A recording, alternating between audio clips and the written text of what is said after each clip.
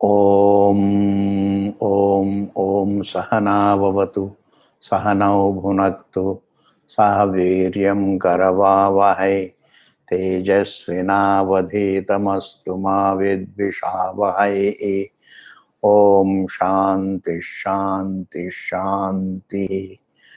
Shruti Smriti Purananam Alayam Karunalayam Namami Bhagavat Pada Shankaram Loka Shankaram Shankaram Shankaracharyam Keshavam Badarayanam Sutra Bhashya Kritau Vande Bhagavantau Punah Punah.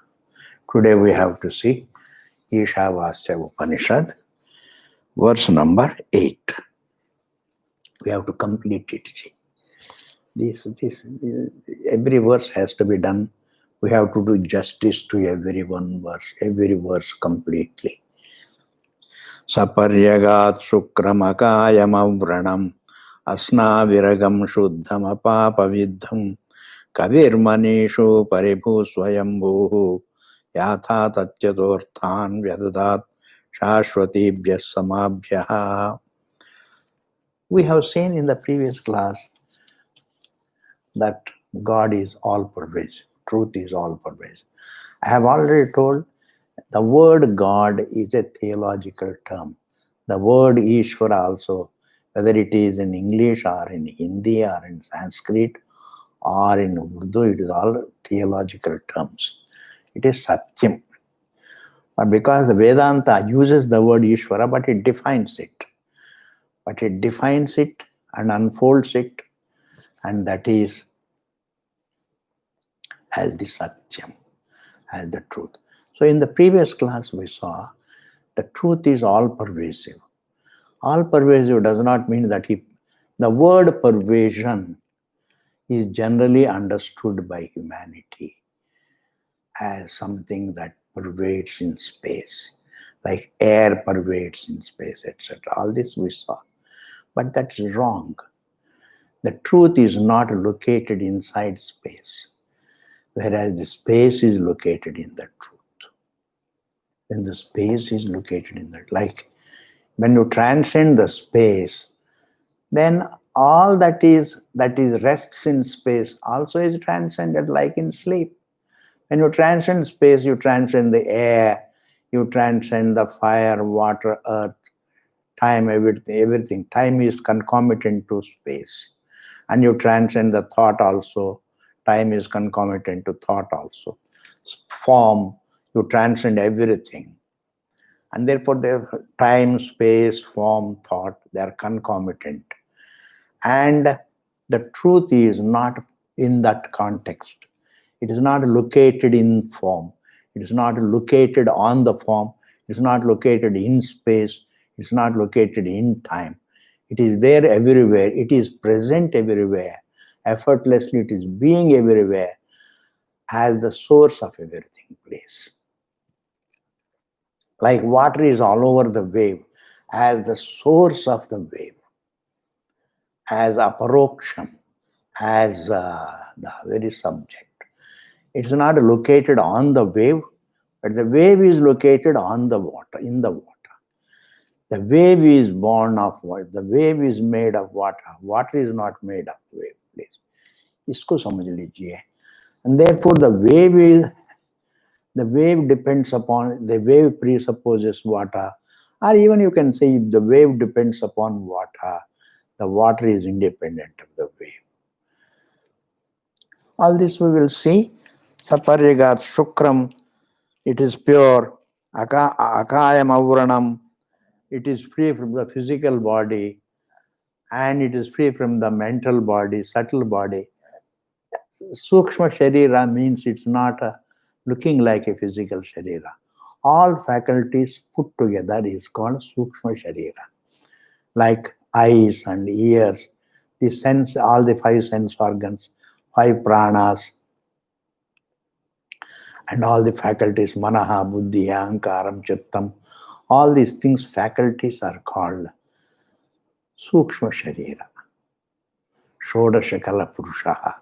All the Shodasha Kalas, Pancha Jnanendriyas. Pancha Karmendriyas means not the physical look, but the capacity to lift. That is called hasta, is called the hand. The capacity to walk is called pada. The capacity to procreate is called the upastha. The capacity to excrete is called payu. In this manner, we have got 16 kalas. 16 kalas means 16 faculties, please. If you have to understand, it's the indriya. It is a faculty. Means the capacity to see, the capacity to hear, the capacity to taste, touch and smell, the capacity to think, the capacity to choose, the capacity to remember, the capacity to store memories, the capacity to view, the capacity to think, the capacity to understand. All these things are called faculties. The capacity to breathe in, breathe out, etc. Pancha pranas, pancha jnanendriyas, pancha karmendriyas, and one antahkaranam. Manaha, buddhi, ahankara, chitta, all put together is called antahkaranam. It's called Shodasha kalas, 16 kalas. This consciousness is as though endowed with these 16 kalas. But these 16 kalas do not qualify the nature of consciousness. Very, very important. Very, very important point. These faculties are, the consciousness in avidya is endowed with them. I find myself with all these faculties, but they don't form my nature, please. Like the water finds itself as a wave, but the waveness doesn't qualify the nature of the waterness. Waterness is something different from waveness. Wave is a form. Water is the substance. The form doesn't qualify the substance, please. This is a very important thing in Vedanta. The Sukshma Sharira is nothing but a cluster of faculties. Asnaviragam, it is free from sinews. Snavihi means sinews. Sinews means nerves, or the veins. It is free from all the veins. Meaning the truth is not qualified by veins and nerves. The physicality doesn't qualify the nature of the truth. The physicality doesn't qualify the nature of the truth. The physicality or the biologicality or the mentality, the thought, these do not qualify. Thought takes place in consciousness, but the consciousness looks as though confined to the thought, but it is not confined to any thought. It is comprehensive of the thought. I told you, confinement is an error. Comprehensiveness is how it is taught. It is inclusive of everything as itself. That is its nature. Consciousness is comprehensive of everything as its nature, please. The water is comprehensive of the wave as itself, as water. It is not in itself. It is not like a fish. The water is comprehensive of all the fish in itself. That is in. But here, the water is comprehensive of the waves as itself, as itself, as itself. Similarly, the truth is comprehensive of the whole creation, the whole universe, as itself, as itself. The gold is comprehensive of all the ornaments as itself. Clay is comprehensive of all the pots as itself. Similarly, Atma is, your being, your presence is comprehensive of the entire Jagat as yourself. The silence is comprehensive of all the sounds as itself. The serenity is comprehensive of all the disturbances as itself. Thus, please see the difference between comprehensiveness of everything in itself and comprehensiveness of everything as itself. The distinction must be seen by you. If you see it, you are a genius. If you don't see it, you are useless. Yes, because I don't expect anything from you, but I want you to appreciate Vedanta, please. I want you to appreciate Vedanta. Vedanta is very beautiful. Appreciate what it says. Shuddham, it is pure. Purity also, we always think a good person is a pure person and a bad person is an impure person. In this manner we think. We think purity is the quality of thought. Purity and impurity are the qualities of thoughts. But whereas consciousness is pure means it is absolute purity. It cannot be replaced by impurity, please. Whereas the thought of purity can be replaced by the thought of impurity. The thought of dharma can be replaced by the thought of adharma. Anything that can be replaced, only thought can be replaced, but the consciousness cannot be replaced. One wave can replace another wave, but the wave cannot replace water. This is exactly what is Vedanta. Your existence cannot be replaced, Ji. Your existence is not replaced by the dream. The dream replaces the waking state. Both replace the deep sleep state. The deep sleep state, the absence replaces the presence of the state. The presence of the state can replace the absence of the state. But the truth is irreplaceable. It is not replaced by any of them. The presence of things doesn't replace the presence of you. The absence of things doesn't replace the presence of you. In fact, the presence of things presupposes your presence. The absence of things also presupposes the presence of yourself. Therefore, the irreplaceable is the nature of the truth. Irreplaceability is the nature of the truth. And therefore, apapa viddham, it is untainted by any papa. You are not sinful, please. You are a sinless. By nature, you are sinless. By nature, you are sinless. You may think sin, but you are not sinful. Your thinking may be sinful. Your thinking may be meritorious, but your thoughts do not qualify your nature. See, what I am telling is your nature. Your nature, the nature is important. Your being conscious. To be conscious is your nature. The sole identity of consciousness is your nature. To be solely conscious is your nature. To be a form is an era. To be a thinker is a situation. To be a sinful is a situation. To think meritorious thoughts is a situation. Good is a situation. Bad is a situation. Therefore, don't bank on your thinking. Bank on your nature.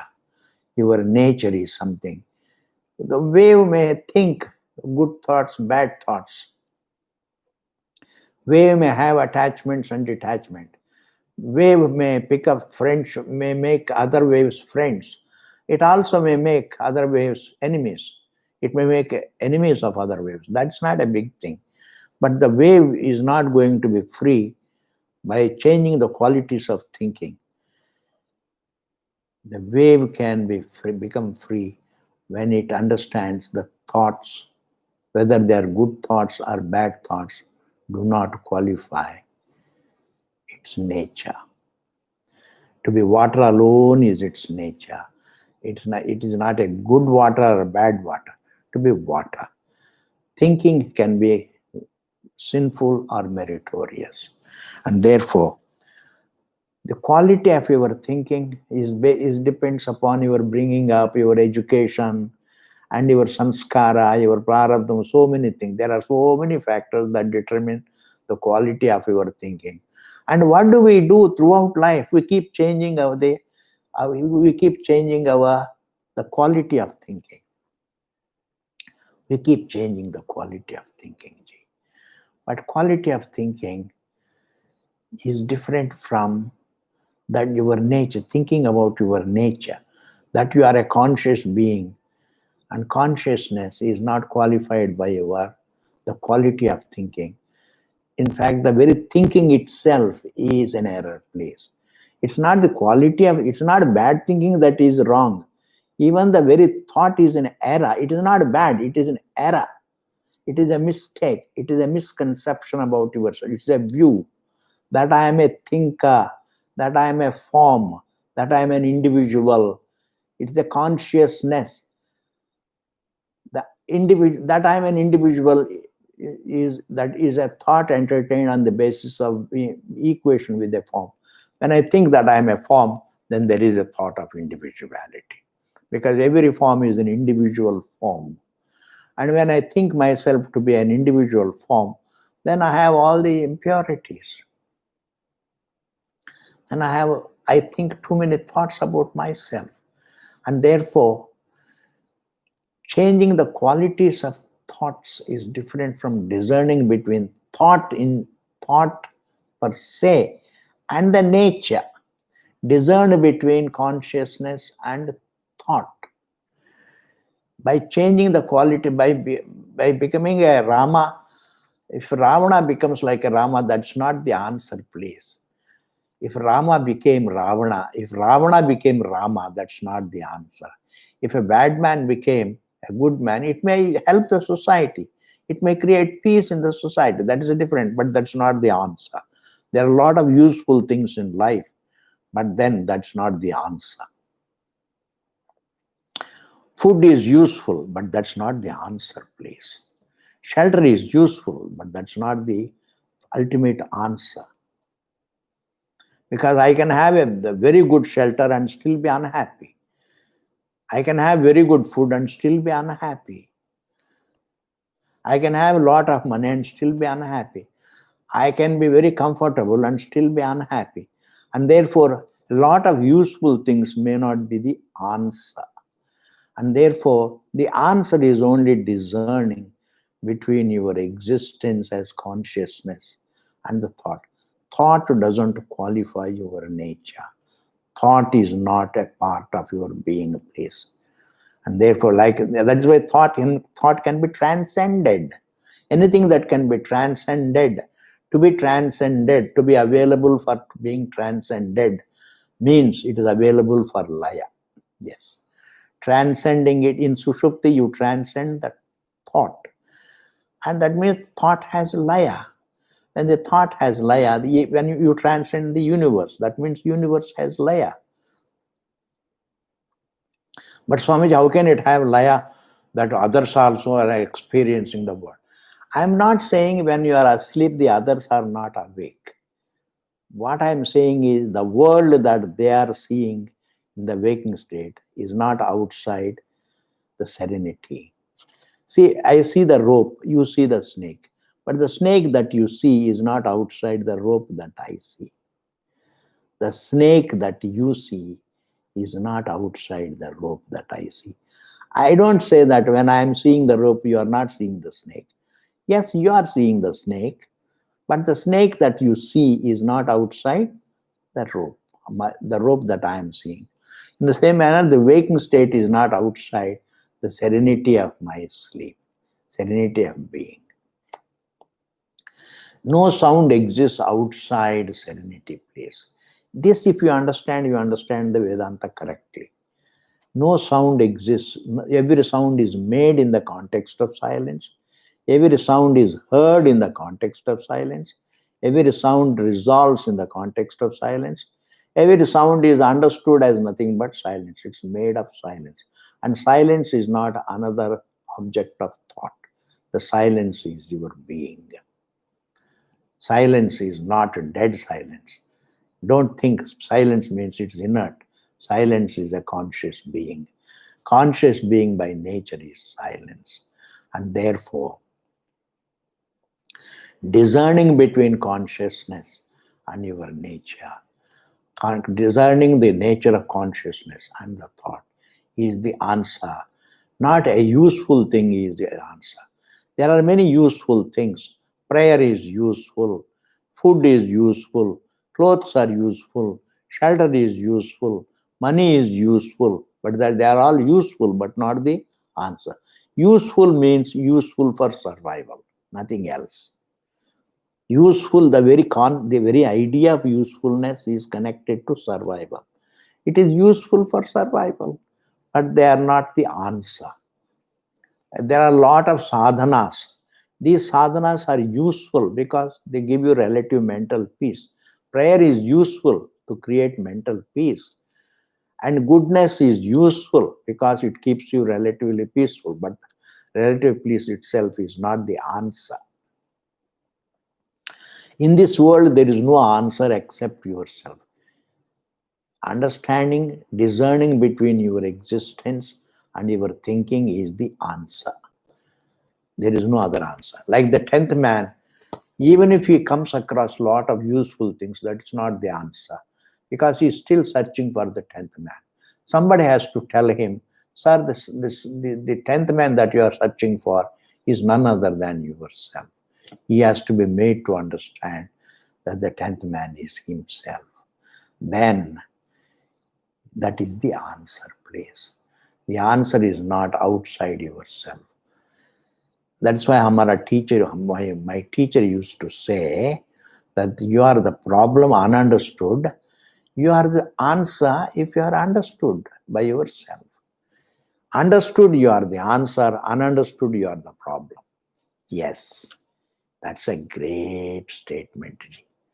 The truth understood is the answer. The truth ununderstood is the problem. Yes, it is the truth alone that is ununderstood. It is ajnatam. It is aviditam. It is ununderstood, the truth. The self ununderstood is the problem. The self understood is the answer. When the self is ununderstood, I find myself as an individual. That is called swabhavikam. It's not a subjective view place. When I view myself as an individual, it is not a subjective view. I find myself with the view that I am an individual. Or you can even say that truth finds itself with the view that I am an individual. That is called swabhavikam. That is called naisargikam. You find yourself with, that is called swabhavikam. You don't commit it, you find yourself with it. You don't commit illiteracy, you find yourself illiterate as a child. Then you go about, then you use purushartha, then you use your effort to become literate, and the illiteracy is gone.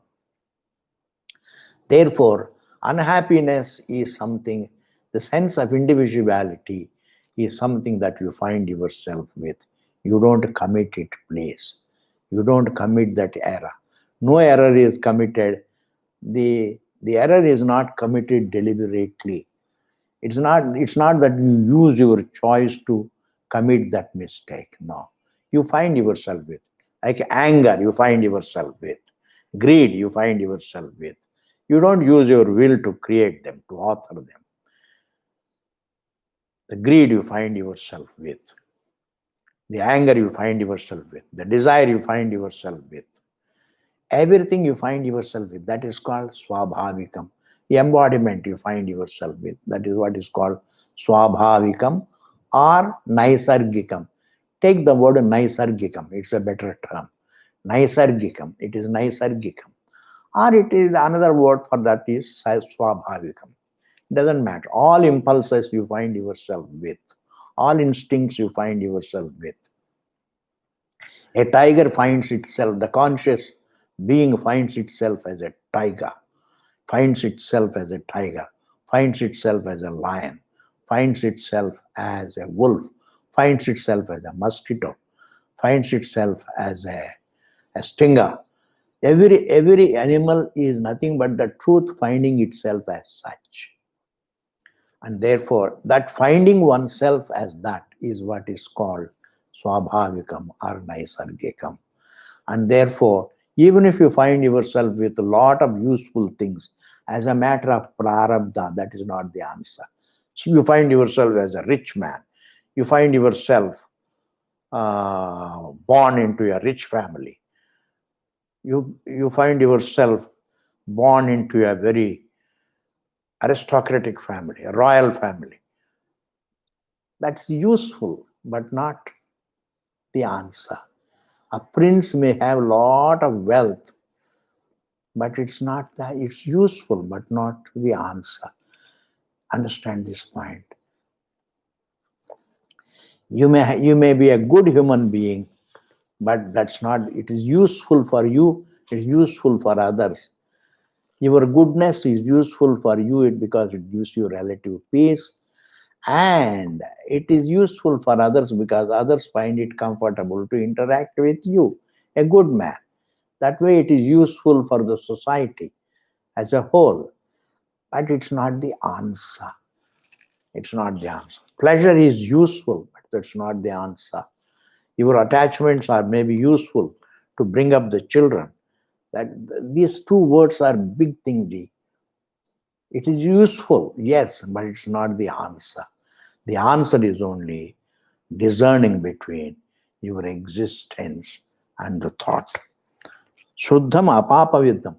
It is free from dharma and adharma. That apapaviddham should be taken as it is untainted by sin, means it is free from goodness as well as dharma and as well as adharma. Apapaviddham. It's free from dharma and adharma. Nachiketa, Nachiketa, it comes from Kathopanishad, he goes to Yama and he tells him, Anyatra dharmad, Anyatra adharmat, Anyatra asmat kritakritat, Anyatra asmat bhutacha bhavyacha, yat pashashi tad vada, he says. Oh my God. He says, I am not interested in your the quality of thoughts. Please teach me what is other than dharma and other than adharma. Please teach me that truth which is unlike goodness and badness, which is untainted by goodness and badness, is unqualified by goodness and badness. Goodness and badness are the qualities of thoughts, and a thought per se doesn't qualify consciousness. And therefore, that consciousness, that truth about myself, please teach me. And also, don't teach me what is present in time.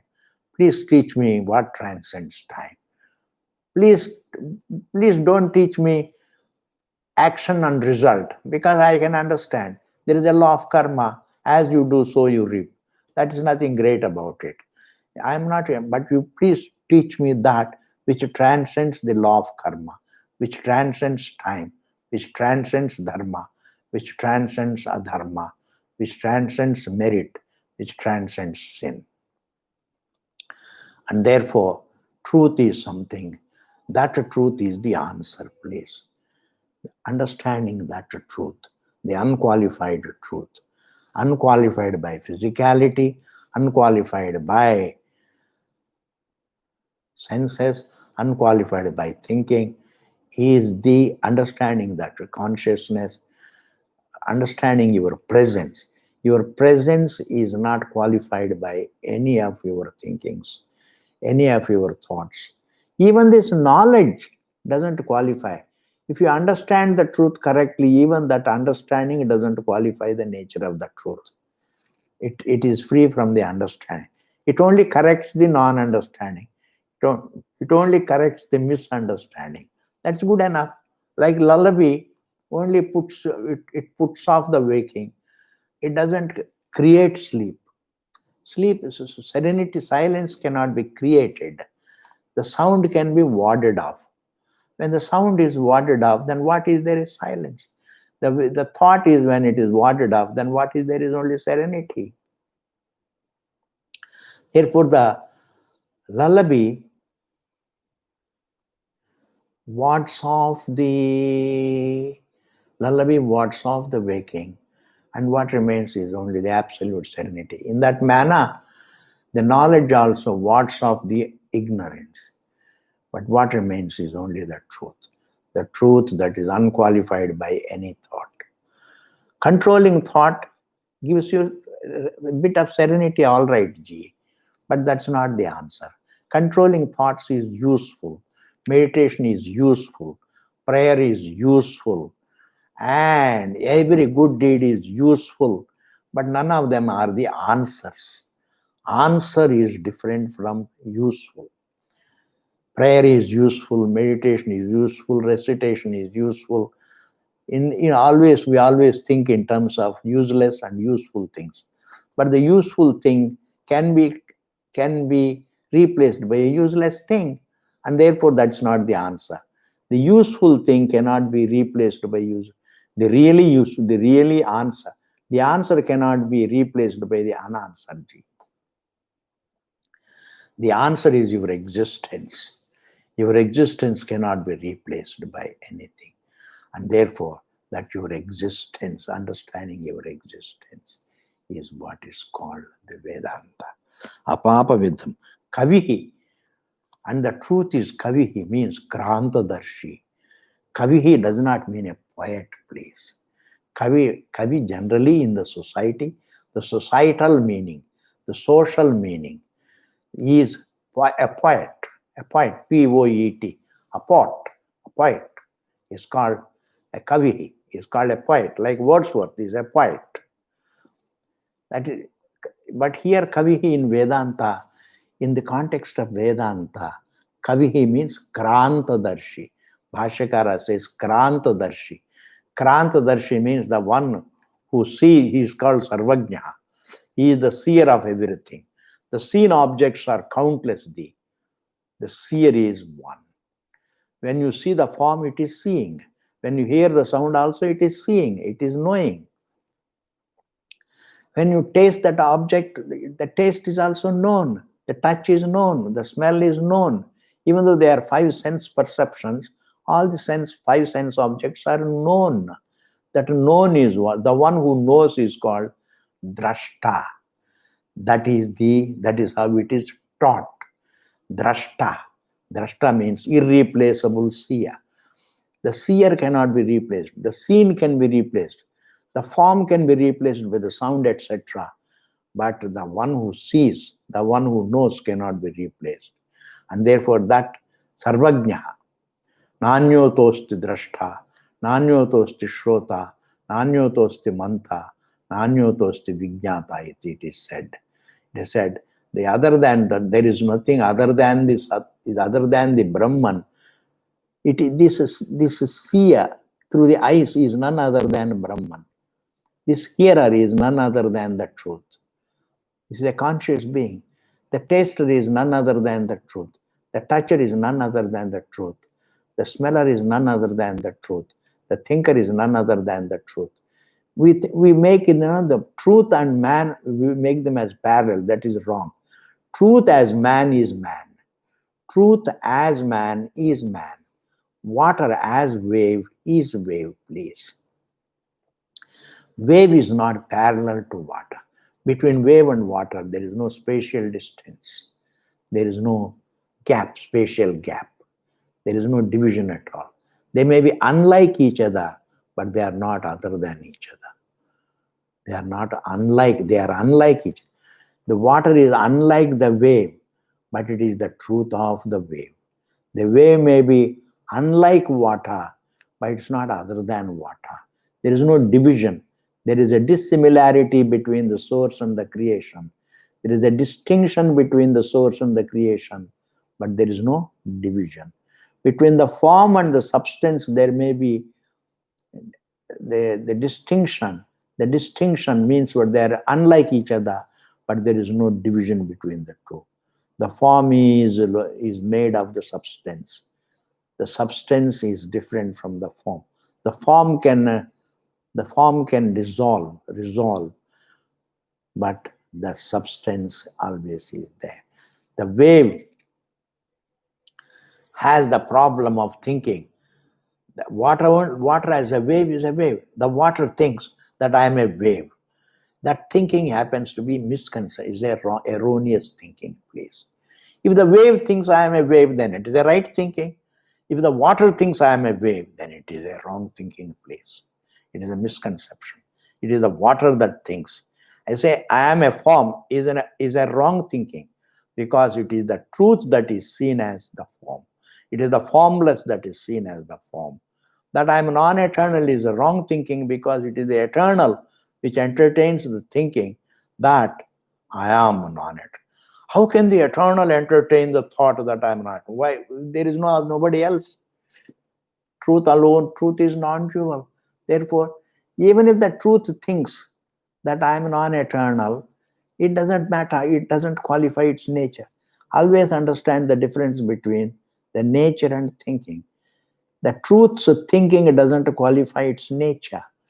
The truth's nature is unlike the thinking of its thinking by itself, thinking done by itself. And therefore, the truth's thinking doesn't qualify the truth. Similarly, the water's thinking that I am a wave doesn't qualify waterness. Therefore, even though the water thinks that I am a wave and I may die, I may disappear, it has the sense of insecurity, etc., but it doesn't qualify the waterness. Thus, understand the difference between thinking and its nature. Kabir hai, Manishi. Kavihi means Krantadarshi, I have explained. That means Krantadarshi means the one who sees the waking state, the dream states, and the absence of both the states. I have told you the absence of the two states is only from the standpoint of the waking state. Sitting in the waking state, you can talk about the presence of the waking state, the presence of the dream state, and even the deep sleep state you think of as though it is a state of darkness. It's a state of darkness, means state of absence of the waking and the dream. But you don't experience it as a state of darkness, please. Darkness also is a thought. You don't experience a deep sleep state as one of the three states. You don't experience it as one of the three states. So what I think, that is the truth. It is absolutely serene being. It is a presence of yourself. It's not, and there is no object of experience. There is only experience. Why? Because deep sleep state is not your belief. Deep sleep state is your experience. Sushupterapi anubhuyamanatvat, Bhagavan Shankaracharya says. Sushupti also is a matter of experience. You always refer to Sushupti as you. It's not your belief. It's not somebody brainwashed you to think that Sushupti is an experience. Every person, even before you teach the Vedanta, you ask him, deep sleep state.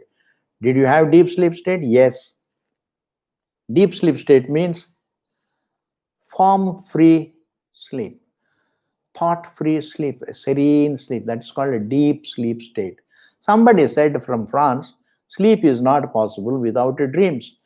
I said, yes, that's because sleep is a form, therefore you remember it. But the deep sleep state, you look for the form, but it's not available. And therefore, deep sleep state, there is a deep sleep state, but you can't remember it as a form. You can only remember it as free from form. Dreams only come to your mind because they are forms. You say that therefore there are only dreams, there is no deep sleep state. If there were no deep sleep state, what about your anesthesia, please? Anesthesia, when a person is given anesthesia and he wakes up, it was an experience. He did not experience the anesthesia as the third state, the waking and the dream and the absence of both. No, it's not experienced as a state of absence. Anesthesia is experienced. It is only one's existence. That is what is to be thought about. It is a presence of yourself. Therefore, freedom from the thought is experienced, please. Freedom from thought is experienced. Freedom from every thought is experienced. That is deep sleep state. If you can, even in the waking state, you can always silence the thought. If you can silence one thought, you can silence all the thoughts.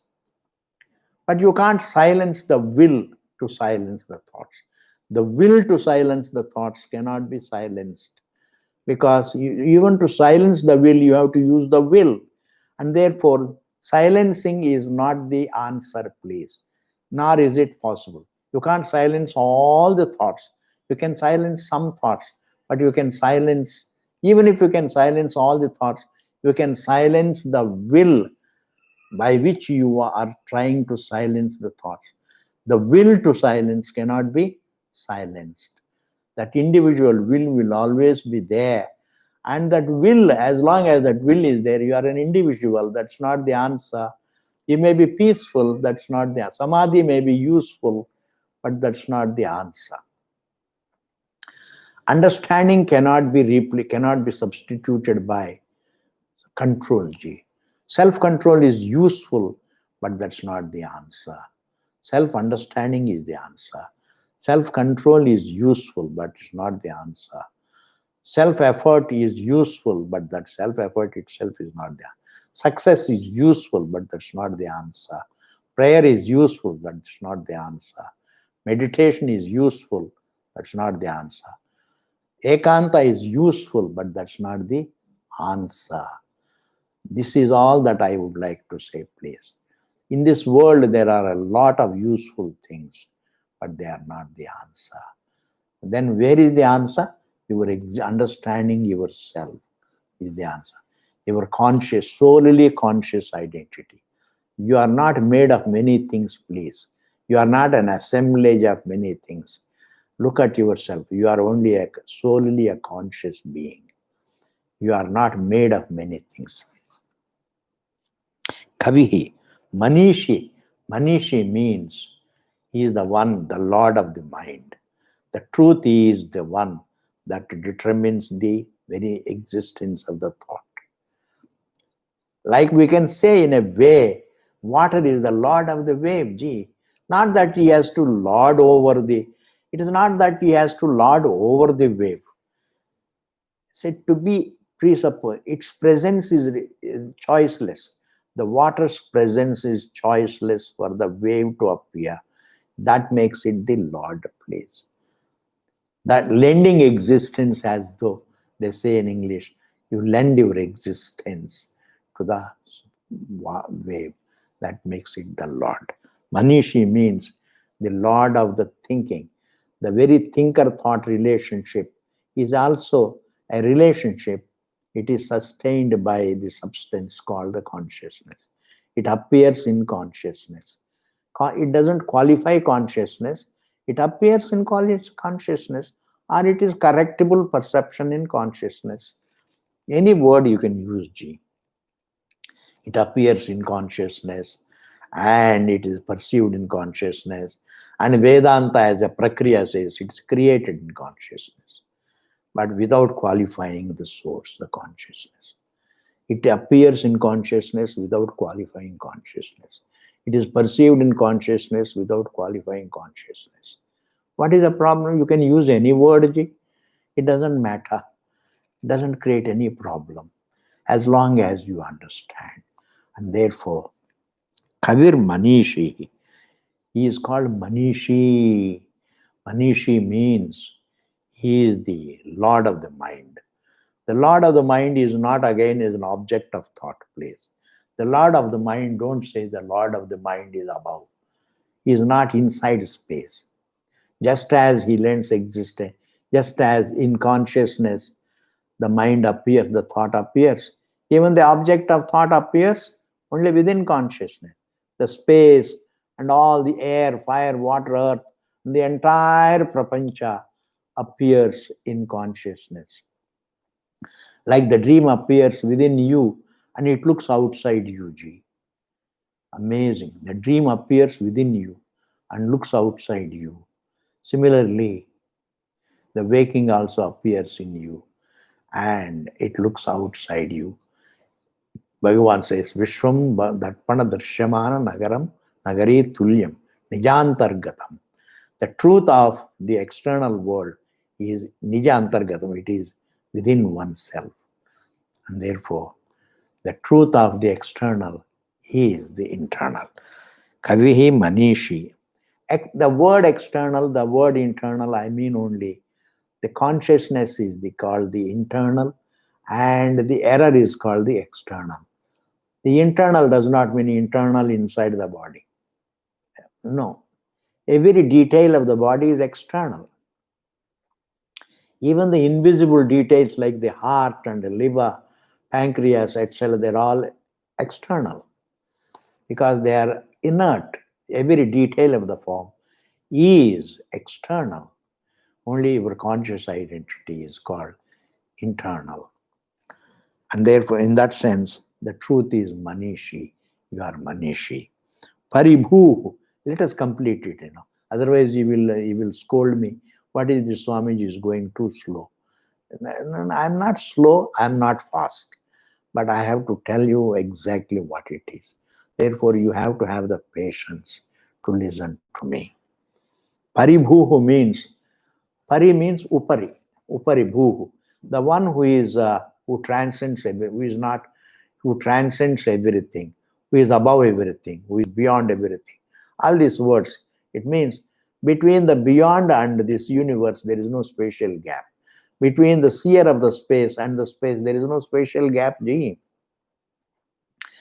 the seer of the pot and the pot, there is no spatial gap. Between the form and the form, there is a spatial gap. But between the seer and the form, there is no spatial gap.